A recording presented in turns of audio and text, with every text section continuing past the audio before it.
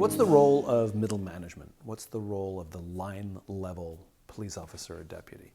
Well, the simple answer is it's essential. Most organizations break in the middle, believe it or not.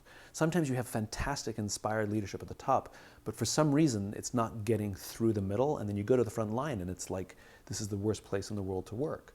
And it's not always their fault. Very often they have to be dual-hatted, which means they're now part of leadership, they're middle management, but at the same time they still have daily function and frontline jobs. In other words, they have to do both, and they have to learn to manage both. And learning to manage both is actually extremely difficult. You have to serve up and serve down. It's really hard. That's number one. Number two, we put people in positions of leadership and we don't teach them how to lead.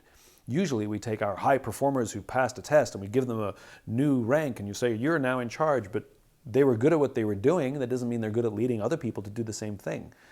That's the problem with leadership, which is you don't necessarily do the same thing. You're now responsible for people who do the thing you used to do. Different skills. And if we don't teach those skills, you're not going to get good management. The other reason is we don't often make middle management accountable. Hey, can I take a vacation? Let me check with the boss. Hey boss, can they take a vacation? No. Boss said no, I'm really sorry. What we need to do is start making middle management accountable. In other words, unless it's legally required or it affects someone's life, try and put all the decisions at middle management. That they're responsible for manning schedules, they're responsible for vacation time, they're responsible for leading their group, and the responsibility of senior leadership is to make sure that they have the skills, that they have psychological safety themselves and they can come and ask for help, that they're receiving constant training in leadership and are constantly learning from things that go right and things that go wrong. But make them accountable, give them the skills, and you'll see what happens.